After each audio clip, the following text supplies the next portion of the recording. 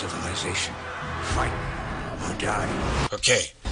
Sasa ni sehemu ya 5 katika kitu na kita Love in Time Digimafu mitamboni 0769010179 na 0655451079 namba za simu.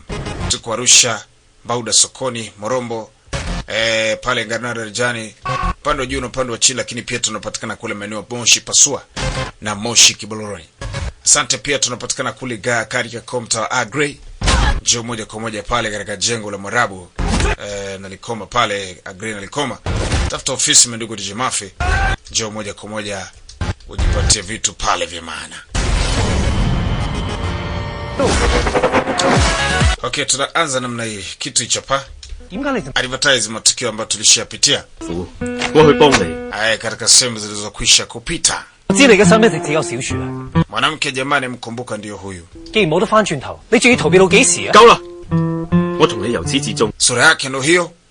Leo binti ametambua kwamba jamaa ni vampire. Sasa itakuwaje? Hapo ndipo tulipoishia. Hapa Tari Tix alizibuliwa vibaya sana. Kwa binti alipoona hii hali alishtuka. Jamaa alimueleza kuwa ni vampire. Alimjaza hisia fulani ikamfanya binti apate kumbukumbu za miaka 200, mahali ambapo huko hakuwepo kipindi hicho. Sasa ilikuwa hivi. Siku moja jamaa alikuwa anapiga filimbi fulani, akawa amempa binti, akamwambia puliza. Binti ambaye mimi sikumbuki. Enzi hizo sasa miaka 200 iliyopita. Akawa anamfundisha jinsi ya kupuliza. Alikuwa ni mchumba wake. Alikuwa hajamvisha tapete bado, alikuwa anategemea birthday yake ikifika tamvisha. Anakumbuka sikio binti alimuuliza nini shida? Wakati alikuwa binadamu wa kawaida. Anasema ukweli ni kwamba nimepata notice ya kuacha kazi. Ila siogopi sana. Ninaamini kwamba nitapata kazi.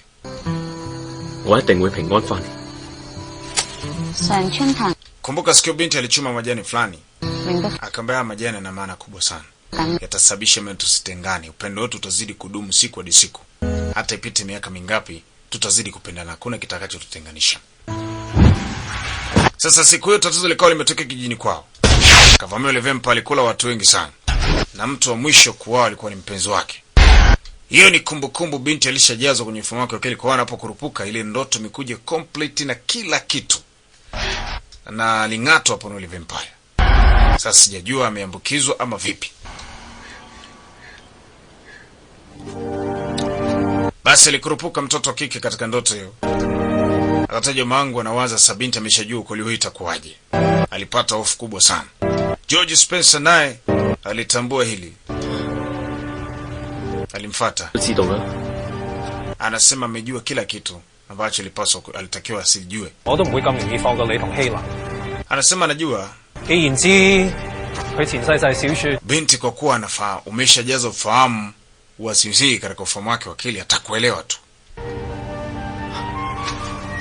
Jamaa kutaka hivyo. Anasema mimi simuoni kama sisi. Kama ni sisi basi na maana na mimi jina langu la zamani Muhei litarudi.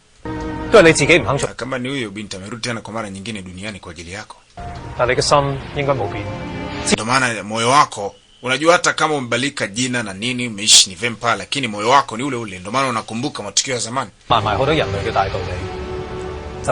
Kocha msingi hapa ni kuvumilia. Endapo binti atakuelewa, basi ishine hivyo hivyo pasipo kuhofu wala kuogopa chochote.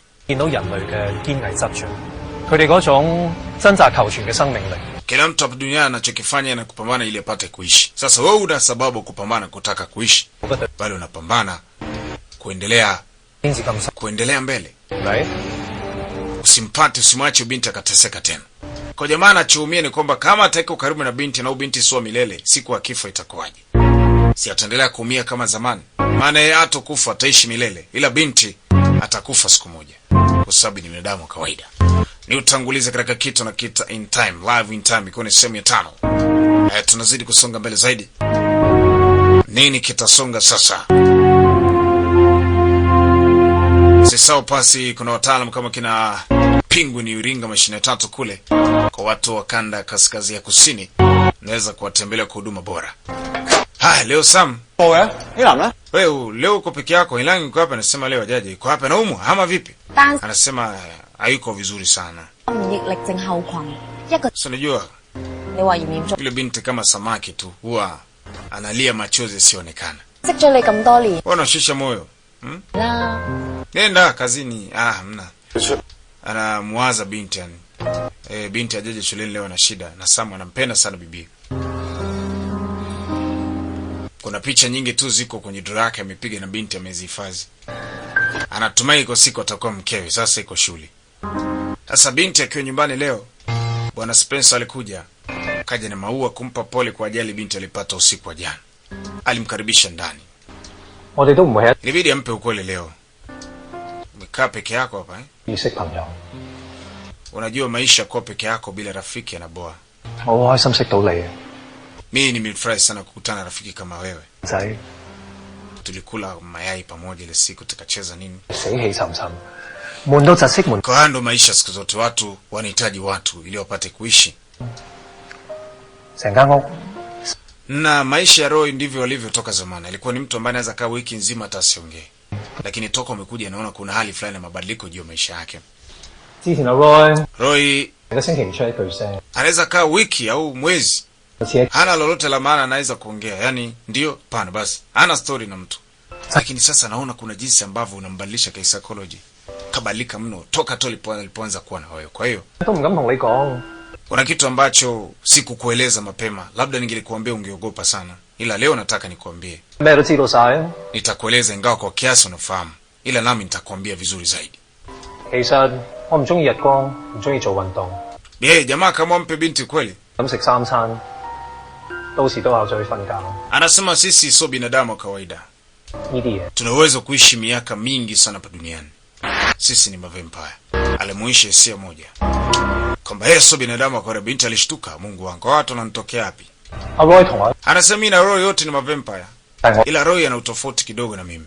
Yeye damu yake imemixiwa na damu binadamu wa kawaida. Kwa sababu kuzaliwa kama vampire bali aliambukizwa vampire na alitaka peke yake ili apate kulipiza kisasi hasa kwa kile ambacho kilimsibu kuhusu mpenzi wake.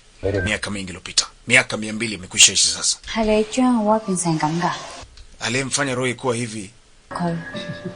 Aling'atwa. Akaambia anajua unaogopa kwa sababu na uling'atwa jana, pengine umeambukizwa vampire. Hapana. Si hakung'atwa. Hakung'atwa bali alitaka peke yake. Kwa Roy hato kufa, maisha yake yote atabaki hivyo hivyo. Ila ni kama binadamu, anapenda kama wengine maishi. Na mtu anayemtafuta ni mtu mmoja ni Tx, ambaye huyu ndo alisababisha madhara makubwa kile kipindi.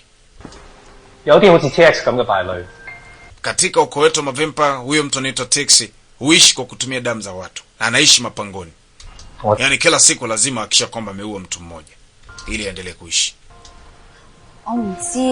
Binti alishtuka sana. Binti ambaye alikuwa sijuagi hii. Lakini kwa nini ghafla umeanza kunieleza mimi haya mambo? Hizi ni story nilikuwa nikizisikia tu. Akamwambia katika dunia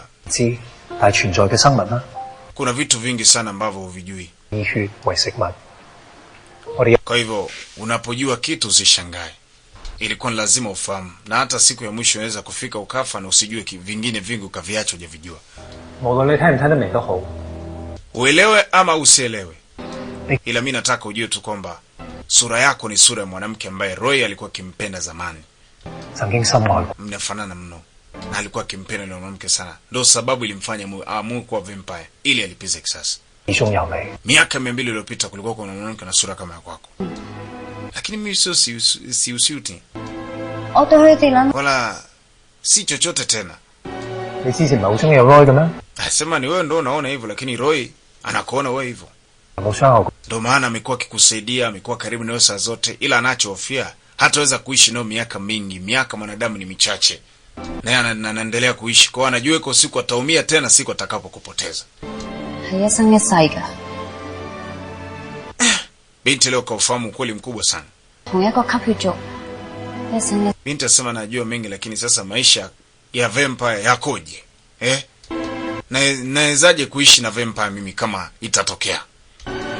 Alimweleza mengi sana kwamba asiogope, ni kawaida tu.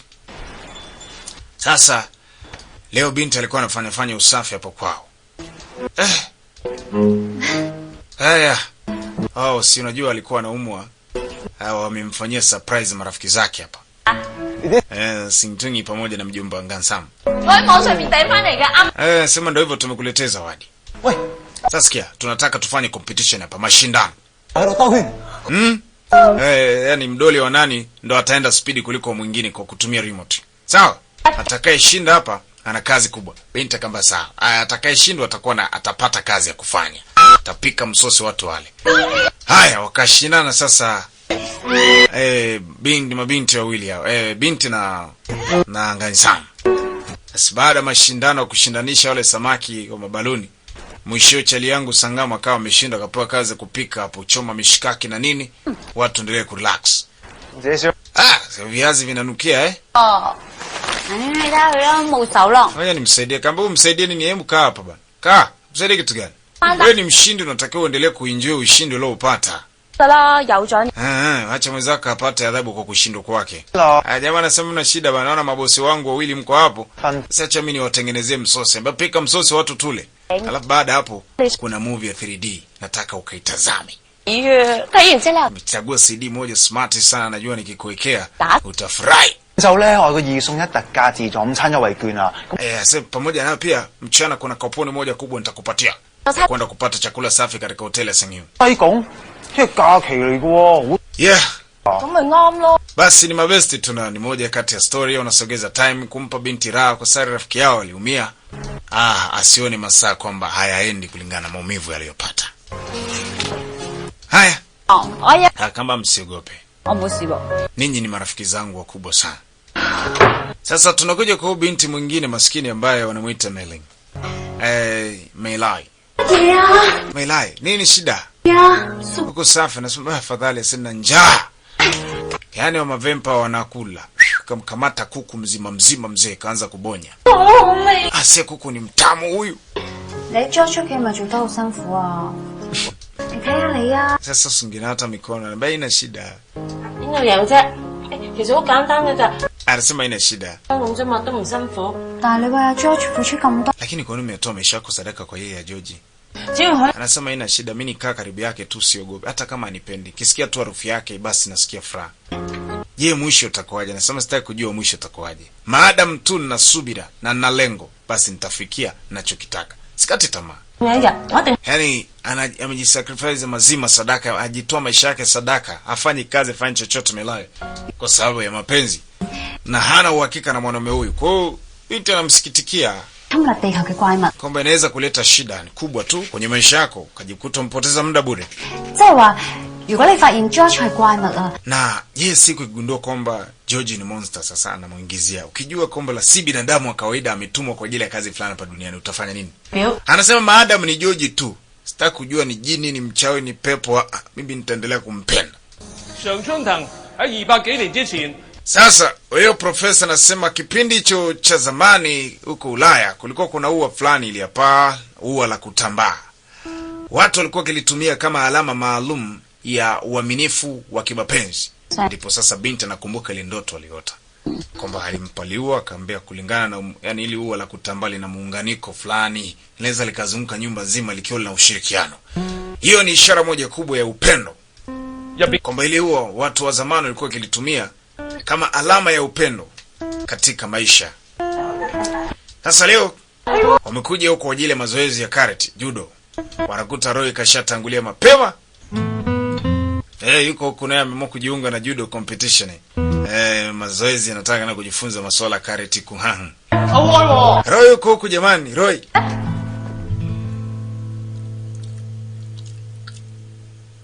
Binti Samu anamchukia maana anajua jamaa anataka kumnyang'anya kifaa chake. Ba jamani, wote mliotaka judo na mimi nimeungana na timu hii. Wengine wakafurahi. Sasa vizuri sana bwana, karibu kuungana na sisi, ni jambo zuri. Binti ambaye iwezekane waweze kuungana na sisi. Kama kuna shida gani? Hatupokee mtu kwa sasa, mtu mpya. Tumeamua hivyo. Uyaandika application toka nje bana. Akasema kwa sheria namba 23 ya chuo kwamba mwanafunzi yoyote wa chuo ana uwezo kujiunga na group lolote. Halijalishi na wingi wa group, ile group la watu wengi kiasi gani. Sasa sisi hatukuhitaji. Wengine wanasema kwani una shida gani? Sinahitaji kujifunza. Mwache huyo memba wetu bana. Tunamhitaji kwenye timu yetu. Eh. Wakampigia kifua kweli wengine. Viongozi wawili kabidi wanyamaze tu maana wenzao wana nguvu kubwa. Basi akawa naye ameshiriki kujifunza ile mazoezi. Kujiweka fresh masuala judo nini. Wanafundishwa wengine wageni. Kwa binti ndo amekuwa kama mwelekezaji.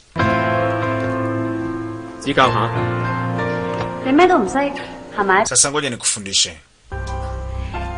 Zika. Njoo mfundishe. Sama akasema ngoja mimi nimuonyeshe, nataka kumuoshea. Kerere. Shangaa amekunjwa. Kapelekwa. Sama na kisebengo anataka kuleta ubabe. Binti ambaye amefanya kitu gani sasa?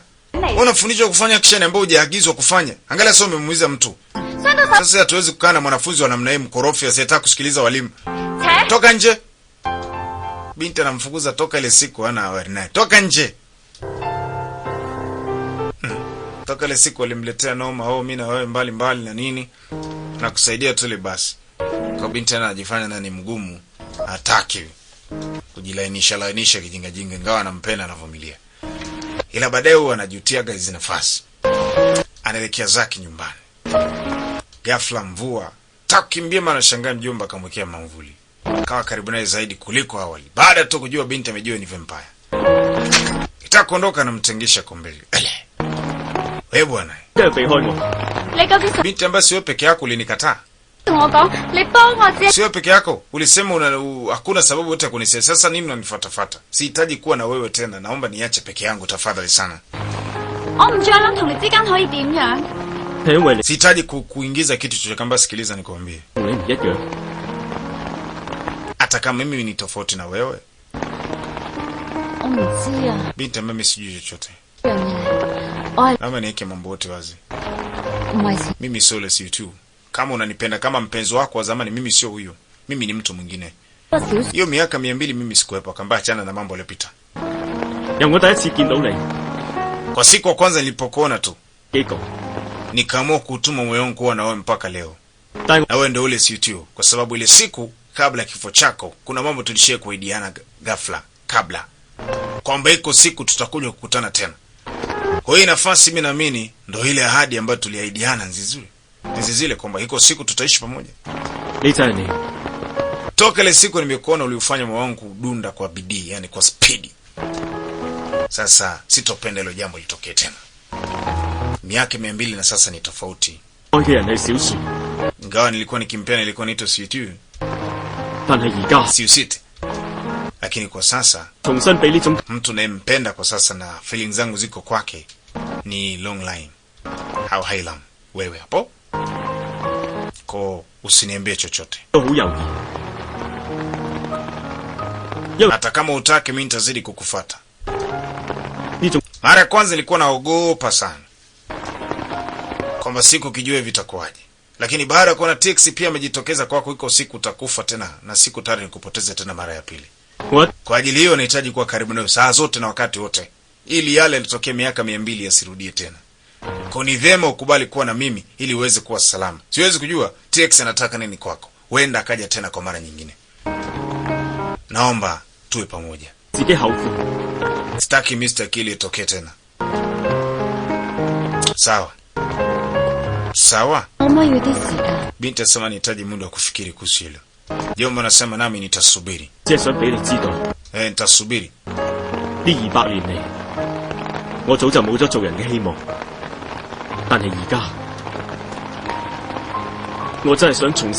Anasema kipindi kile nilipokupoteza miaka 200 iliyopita nilihama kutoka kwa binadamu. Sasa nahitaji kurudi kwa binadamu tena kwa sababu yako. Inawezekana. Kampatia mavuli, akatembea ishara ya upendo. Ingawa tu bado ni mzima Roy. Itabidi binti ampende tu, no way. Mapenzi bwana haangaliagi mtu yuko vipi. Ingawa tu ni huyu basi. Sasa huyu anafanya leo usafi, mara kuna kitu imeshindikana kufanya, akatoa mkia. Mkia upige usafi. Huyu mkia mna mtu anajua, na siku wote ukijua naishi na mtu mwenye mkia huku ndani. Sijui kama kutatosha. Piga mkao nini, anafanya usafi. Nyumbani kwa kina Roy sasa hapo. Sasa ingine nataka atasinzie. mara kavunja glasi, zungumzia uvunguri. Sasa anapenda harufu ya Spencer kinyama. George Spencer akaingia kwenye chumba cha George Spencer. Kila mahali ni harufu yake tu. Akigusa George Spencer, akigeuka hivi Spencer. Nakwambia. Sasa kakao uko ndani, jamaa amerudi zake kutoka misele. Binti anapenda perfume ya Spencer saa zote. Sasa nisikia harufu yule mdada. Haya, anamchukiaje huyo Foxy? Binti ameingia kabisa kabatini huko ili endelee kunusa hizo harufu. Kutoka jifunika. We, toka nje.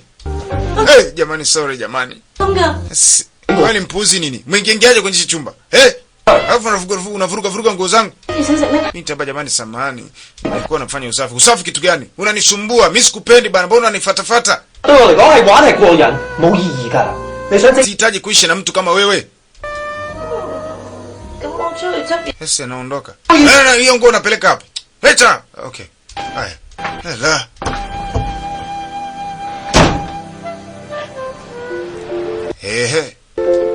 Ase basi tu. Jamaa anachukiaje? Sasa tuje kwa mtoto wa kike huko siku hizi. Anajaribu kuzoea hii hali. Tena akakutana na Roy mtaani. Leo sijui atatoa jibu gani, maana kile siku alisema pewe muda wa kufikiri. Yuko tayari kuishi na vampire au la. Wala akumbuki zaidi sana.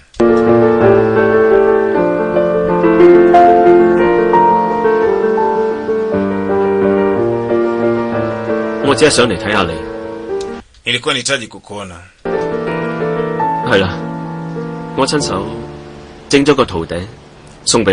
Anasema nimekuletea filimbi fulani. Binti anakumbuka kwenye ndoto.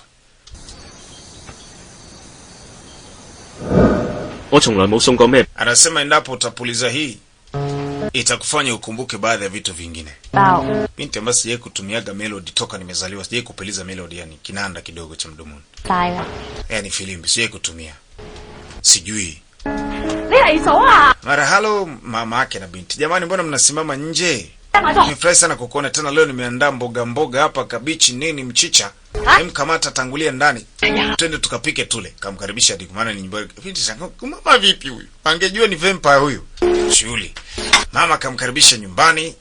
Sasa wenzetu bwana, ni utamaduni, mtu akikaribisha unapewa na ruksa, mnaingia jikoni mnaandaa msosi kwa pamoja. Sijamaa yuko na binti na mamake na binti wanaandaa mdiko. Wanachaprika kiunyama nyama zaidi.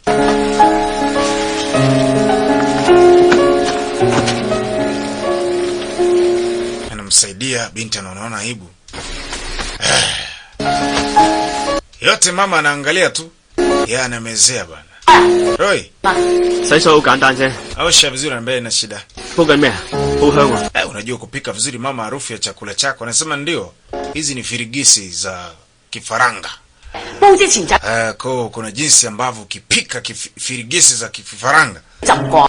Kuna jinsi ambavyo ukipika lazima itoe harufu nzuri. Nitakufundisha.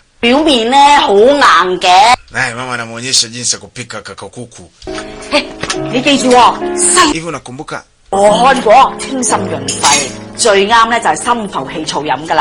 Unakumbuka kitu fulani hivi nilishaye kumwadisiaga. Hela. Ngoja. Usisahau ile supu ulikumbuka kunywa, nasema ndio nilimpa binti yangu alete. Mara huko imeungua. Mama na maneno. Okay sana. Ngoja. Mara kamwagia maji ya moto. Baadaye akawa nampa matibabu. Asante auntie. Kamba pole sana. Binti ameenda kuleta dawa zingine kwa ajili ya kusaidia hapo hilo jeraha la kuungua. Ukaribu unazidi.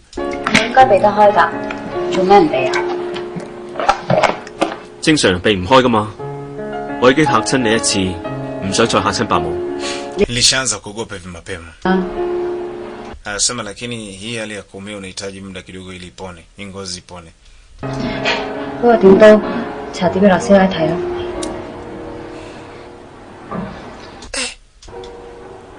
Binti anaumia naye, kiumia naye anaumia. Kwa jeraha langu linakupa hisia pia na wewe. Nasikia na mimi mwivu kama binadamu wa kawaida vile vile. Kila kitu nasikia kama binadamu wa kawaida. Shida tu ni kufa ndo afi mzee. 見到你傷心，我會擔心。只要見到你， Ukiona na hofu 我先至會覺得 na mtu, basi ujue kuna kitu wewe na huyo mtu. 嗰陣我先發現我呃唔到自己，我係有感覺。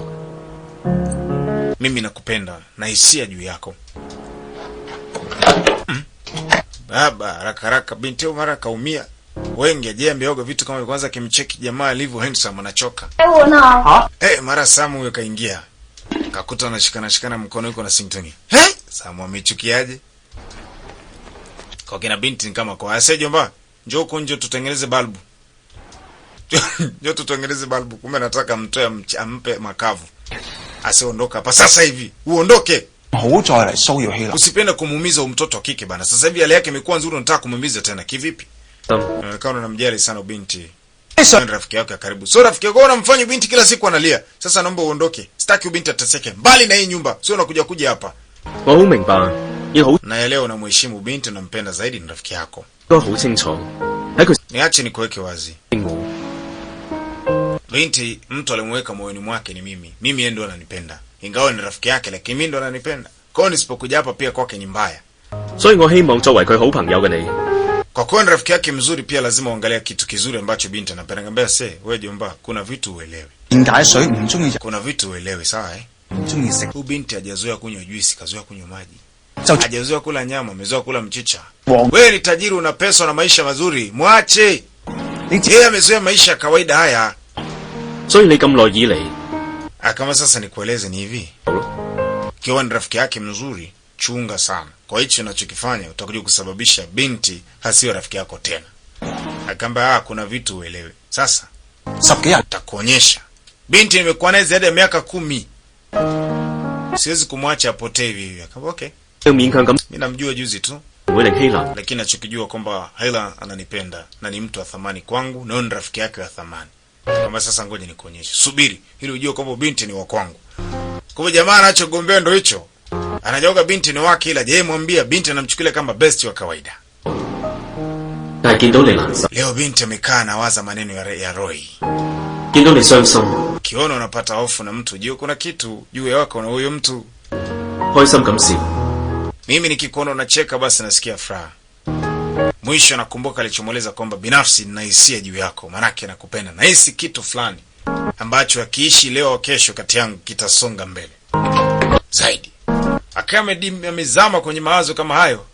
Sam naye amekuja anataka ajaribishe bahati. Kachelewa sana, bora angesemaga zamani. Unakaa na mchumba siku zote mwambii.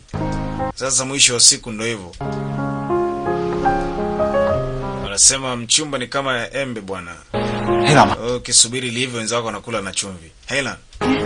Kama ndio vipi Sam? Nafikiri umeshaondoka, muda umeenda sana. Utakosa basi la kwenda nyumbani. Anasema hapana. Nitachukua hata taxi nikikosa minibus. Anasema kuna kitu ambacho kama sitosema sasa hivi, natumaini ya kwamba baadaye sitakuwa na ujasiri wa kusema. Na nikikosa ujasiri wa kusema, basi nitachelewa kabisa moja kwa moja. Na mimi naogopa nisije nikachelewa. Niache niseme leo. Binti anataka kusema nini? Na kama nakupenda. Aliwaza kwanza. Anasema katika mstari huu niseme tu ile jambo nimelihifadhi moyoni kwa muda mrefu. Kila nilipokuwa nataka kusema nahisi kama vile nitakuuzi.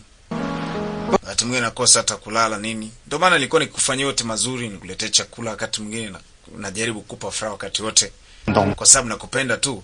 Sikutaka hata siku moja upate huzuni. Nikakusupport kwenye judo. Judo nilikuwa sipendi, lakini kwa ajili ya wewe unapenda basi na mimi nikawa nimeingia kwenye judo. Vitu vingi ambavyo nilikuwa sivipendi nimevipenda kwa sababu yako. Yote alivifanya kuonyesha namjali binti. Neno moja tu alishindwa kuwahi kumwambia nampenda. Leo jomba ameshindwa, anasema anataka mueleze wazi kwamba anampenda sana. Natumaini moyo wangu utapata amani baada ya kusema haya. Binti anawaza amjibu vipi huyu jamaa kihekima asimpoteze make rafiki yake sana na ana mtu anayempenda. Anamwambia bibi, usijali na kuahidi utakaa upate huzuni hata siku moja. Na hakikisha, nitahakikisha utakaa ulie. Nitakupa furaha siku zote za maisha yako. Tafadhali, naomba usiseme hapana. Haya. Mambo hayo. Kama nashukuru sana. Unajua ukweli ni kwamba tumekuwa marafiki wa muda mrefu. Nafurahi nikiwa na rafiki kama wewe. Na ni kweli ni rafiki wa kweli, hujawahi kuniacha hata siku moja. Na mimi sitapenda ni uvunje moyo wako kwa namna yote ile, ili urafiki wetu usiweze kuendelea. Ila naomba uende nyumbani kwa sababu utakosa basi muda umeenda. Hilo jibu linatosha. Jamaa kabaki amedua, akajua niangukia pua au nimeangukia meno. Aliwaza kweli, huenda sina nafasi tena. Hata alipokwenda kusubiri basi la kuelekea nyumbani, bado aliwaza mwanamke anayempenda anaenda hivi kwa mtu mwingine. Kalilea tunda kwa miaka 10 yote. Mwisho wa siku hivi anakuja mtu mwingine kutoka mbala na livuna na sepa nalo. Haya yoya. Sasa akiwa pale anapewa kikopo cha Coca-Cola na binti ambaye wanamuita Sington. Alijua jamaa ameumia sana. Huenda kuna vitu alivisikia.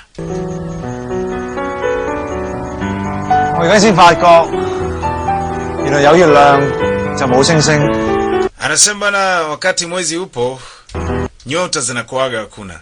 Lakini wakati nyota zinapokuwa, basi mwezi nao hakuna. Binti akamwambia angalia vizuri, kwa mbali pale pembeni ya mwezi kuna nyota moja ya bahati iko. Si kila wakati panapo mwezi nyota inapotea. Basi cheers nini, tufurahi. Maisha ni raha. Furahi tu, so pesa bana. Okay, basi hata hivyo leo binti anafanya usafi. Mama anasema, sijawahi kukuona ukiwa unafanya usafi hivi eti. Anatoka babako alipoondoka, sijawahi kuona ukifanya usafi hivi. Akamwambia kwa nini? Hata sopa chafu sana bana. Binti anambia hapana, lazima pawe pasafi hapa ndani. Nenda kaoge basi mamangu. Kaoge uingie kitandani upumzike. Unapiga kazi kweli hata siku mapumziko utakaye kupumzika. Nenda kaoge.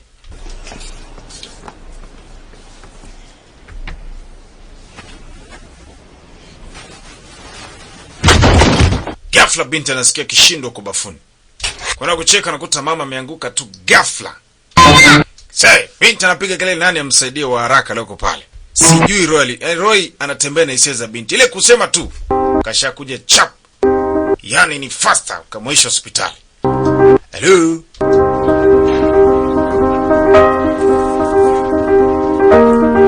Haya. Walikuwa wakisubiri majibu sasa. Nini hasa kuhusu mama?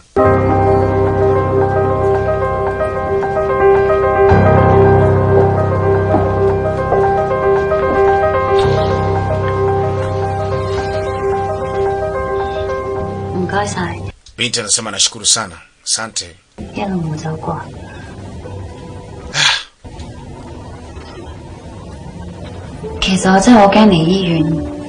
Anasema naogopa sana kuwa hapa hospitali ukweli.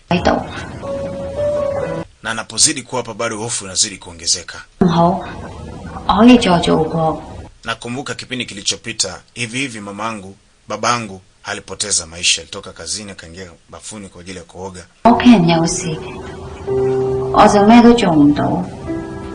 Kwa baba alikufa.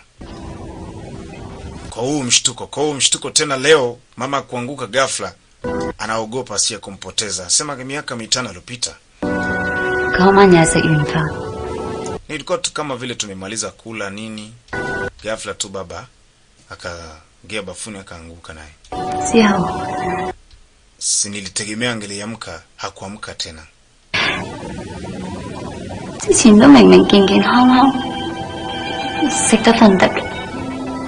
Alikufa moja kwa moja mpaka leo tukamzika. Na alikuwa na matatizo kumbe mengine ndani yake, alikuwa na kansa ambayo ilisababisha akafa. Anasema sasa nimebaki na mama yangu. Leo tena na ameanguka hivi na hofu lolote laweza kumkuta. Sasa Kwa tunaingia bafuni kuoga ndio hivyo ameanguka amezimia. Maisha niliishi na mama alikuwa ni ya shida, siokuwa na pesa na nini, tumekuwa tukilimbikiza madeni huku na kule, lakini tunasonga mbele. Sasa leo mama akifa sina pa kuelekea tena.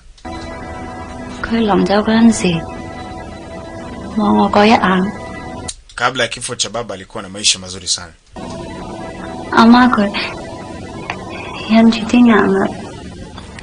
Na baba alipokufa mama aliapa kutokulia katika maisha yake yote, ingawa alikuwa akimpenda mno.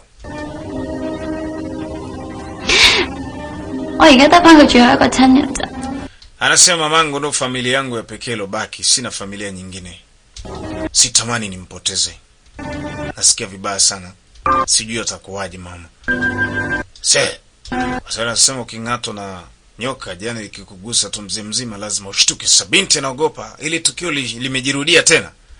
Haweza kuja kuleta shida kwake. Hata hivyo muda si mrefu daktari anakuja. Kama vipi hali ya mamangu inakuwaje? Akauliza. Daktari anasema ina shida, pressure ilikuwa imepanda sana. Lakini haina shida, tumemfanyia uchunguzi, tumempatia dawa, tumemtundikia drip. Nafikiri kesho mambo yanaenda kuwa safi, anaweza kwenda nyumbani. Na ameshapata fahamu.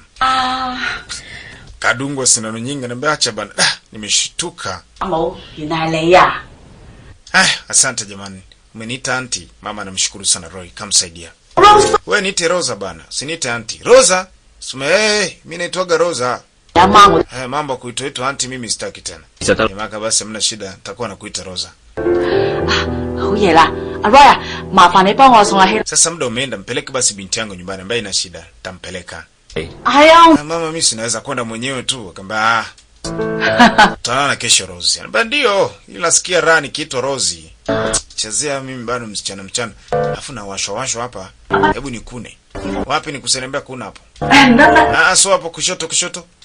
Chini kidogo, panda juu. Down kidogo. Hapo safi. Basi natosha bana, utanitoa ngozi.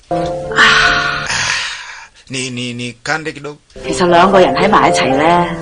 Unajua watu wawili bana inakuwa raha sana kukaa pamoja. Ndio hivi tunakuwa tunasaidiana. Kiwashwa yani mambo yanakuwa ni smart tu. Kuna mahali pengine ufiki, inabidi atafute mtu kukufikia. Mama binti anaomba yale mama jisikie vizuri. Mama anasema kweli najisikia vyema. Nikune, nasikia kukuna zaidi. Nikune hapo.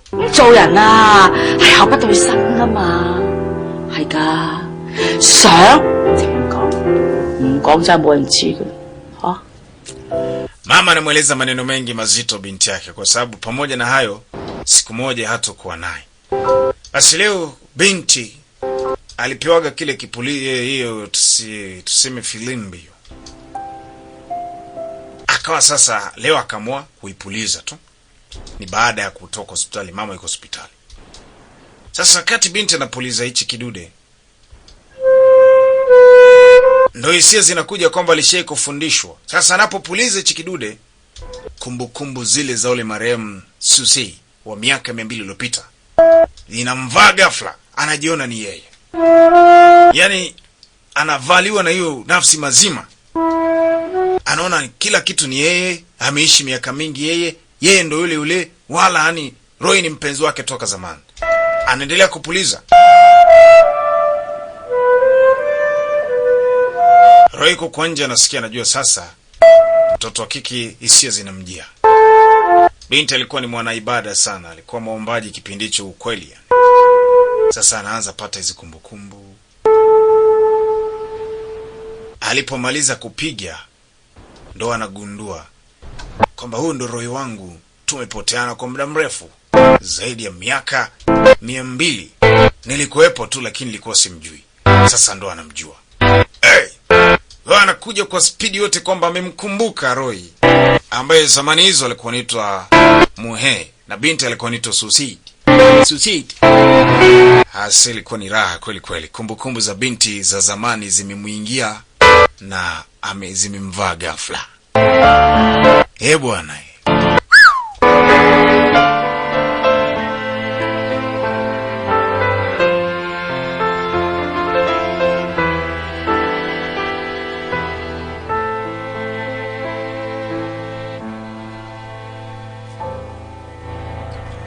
Haya mambo yakawa yameanza kwa namna hii. Sasa yanasonga mbele ili kujua nini kinafuata. Hiyo ni sehemu ya 5 tu, tuna sehemu ya 6, 7 na 8. Hatimaye 9 tunakwenda kumaliza. Ni kipande kifupi tu ambacho kitakupa muda usikate tamaa. Tunaunganisha sehemu ya 6. Yes, usahau kwa mwisho wa hii ndo mwanzo vigongo vingine vikali vya Full Respect Family. Picha ambazo zipo ndani kwa sasa, ukumbuke tu picha inaitwa Kawachi ya Kihindi, inatoka taratibu, itaendelea kulingana na kwamba inatoka taratibu. Lakini pia kuna picha nyingine iliishiaga 5 ya Kinigeria kwa wale wapenzi wa Lagos, wanaita Clash of Native Doctors, inaendelea kuanzia 5 kinaanja nje kule. Itakuwaje? Usikose, zote zinapatikana katika ofisi za Full Respect Family kwa hapa Arusha, Njomba Uda na Ngarenaro pale. Kwa Moshi fika kwa pale Pasua kwa J4 Full Respect Family. Na ukiwa Singida njoo Jineri pamoja na stand ya Msufini hapa, inakuwa safi zaidi. Twende sambamba. 你今年224歲生日，一定覺得好特別好好玩。